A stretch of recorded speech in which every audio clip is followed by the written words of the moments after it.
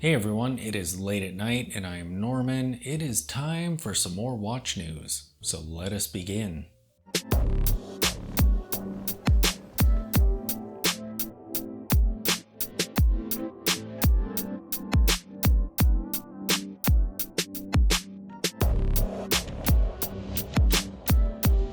The first article I have comes from a blog to watch, and this is a write-up on the new lineup of Hamilton Jazz Perform watches. So in this line is a Daytona looking chronograph watch and a couple of sporty dressy looking pieces as well. What do I think of these watches? That chronograph looks absolutely brilliant. I love the look of that watch, and the dressy sporty watches are really great as well. It looks like they have fixed bezels on them with some indices in them. They have batten markers for the hour indices, and nice and minimal tapered stick hands. Now I've heard some criticisms of Hamilton in general when it comes to this lineup because they gave these watches 100 meters of water resistance and screwed down crowns. The problem is they haven't done this treatment to the khaki field. So these are kind of dressy, sporty watches. Not really pieces that you would necessarily take out in the wild, in the water, but the khaki field, that's kind of the whole point of that watch. It's a field watch, so you would think it would be geared toward camping and outdoorsy activities, but its water resistance is not great, and it doesn't have a screwed down crown. All of these are really valid points, and I totally agree that Hamilton should have given the khaki field this treatment way before doing that for this lineup. The Jazz Perform chronograph is kind of a large watch at 42 millimeters, however the others are available in 38, and they even make a unisex 34 millimeter variant of them. Ooh, that is vintage size. The chronograph retails for about $2,000. The other pieces start at below $1,000. So the pricing on those isn't too bad at all, if you're after a dressy, sporty piece. The next article I have also comes from a blog to watch, and this is a review of a very interesting looking chronograph. These pieces are super vintage looking. They have a 12 o'clock indicator and a 6 o'clock indicator. Both of those are in Arabic numerals. The rest of the markers are batten shaped. There are 3 different variants of these chronographs. 2 of them with black dials. One of them is kind of a 1930s-ish aesthetic. The other is a black dial with a white band around the edge of the dial and 2 white colored subdials. The third variant has a gold case and gold subdials, and it has a white dial on it. These watches are made by a brand called Medini, I think that's how you pronounce that, and this is actually a company out of the Middle East. So it's really interesting to see some watches that were produced in that region. What do I think of these watches? I really like the 38mm case size. That is great for a chronograph. The aesthetics of these watches is brilliant. These watches look so great. I love all 3 models. If I had to choose 1 or 2 of them, I would go with the black dial and the light colored subdials, or I might even go for the gold with the white dial. These are very affordable watches. They retail for about $350. I would really like to see that gold tone one in person. The next article I have comes from Hodinkee.com, and this is an article about wooden dial watches. So they begin the article by taking us back to the 70s, where this trend was kind of at its height. And scattered throughout the article are brilliant pictures of Rolexes with wooden dials. And some of these pieces are square-shaped dressy watches, even one with an octagonal bezel on it, and they're all amazing looking. There's also a shot of a very interesting Cartier in there. It's a tank-shaped watch, surprise, and it actually appears to have wood on the outside of the watch as part of the case as well as the dial itself. There's a brilliant asymmetrical Hamilton in there. One of the amazing looking Jetson style watches that they did back in the day. Oh, I love those watches. There's a dressy Hamilton watch with Dauphine hands and a wooden dial. Even a Bulova and a Movado. There's a crazy Gucci watch photograph there that has a wooden case and a wooden bracelet. And this is an extremely narrow, square-shaped watch, Basically, the watch is essentially a bracelet with a dial on it. What do I think of watches with wood elements as part of them? I actually like the wood dial watches. I think that looks pretty amazing. I mean, we use meteorites for dials and other elements.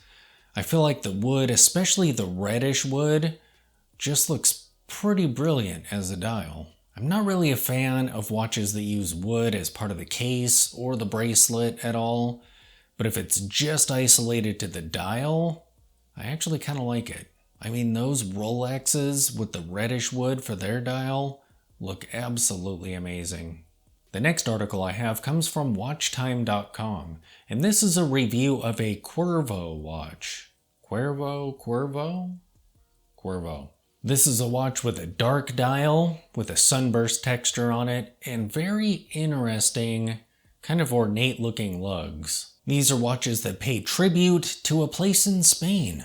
They have a white on black date wheel, and the window is at the 6 o'clock position. What do I think of these watches? I love the dial, the hands, the indices. I feel like the logo is a little bit jarring on these. It's located at the 12 o'clock, and it's a crest, but it kind of looks like a white blob from the distance. Yeah, I feel like the lugs are a little bit much for me personally, but I could see how they might be appealing to someone else out there. They retail for about $2,400. They have 40mm cases and they're 9.9mm thick. So they're a little bit on the thicker side for a dressier piece, but I really like the dial and what they have going on there. The next article I have comes from WindupWatchShop.com. And in this article, they discuss two 1990s throwback G-Shocks. Both of these watches are in bright yellow with gray accents to them. One of them is a G-Shock Square, and the other is definitely a 1990s G-Shock style. You know, the ones with the 3 circular seconds indicators along the top of the dial, and that G button in the center of the 6 o'clock position. Those ones. The square-shaped watch retails for about $100, while the other one retails for $230. What do I think of these watches? I am not at all a fan of pretty much any 1990s looking watch. I feel like the 1990s were a bad time for watch design in general. However, I absolutely love the colorway on these watches. My favorite of the two is by far the Square. I would love to own a G-Shock Square at some point. I've never actually seen one of those watches in person, but the yellow and the gray just looks absolutely brilliant on these watches. I've owned a couple of G-Shocks that look like the more roundy one here with the button in the middle. The ones that I had were translucent, one was orange and one was green. Sadly, when the batteries died, I took them in to have new batteries put in, and apparently the watches didn't work anymore. That's a little suspicious. But yeah, I think these watches are just brilliant. And the pricing on the Square version is just great. $230 is a bit much for me, but $100 for a G-Shock, that works.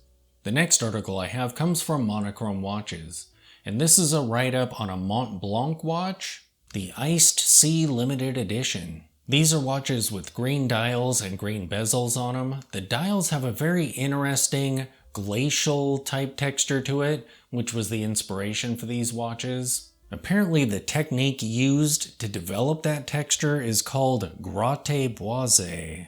Gratte boise, I think that's how you pronounce that. They feature a date window at the 3 o'clock. Sadly, it is a black on white wheel, so it's kind of jarring on this green dial. They have 41mm cases.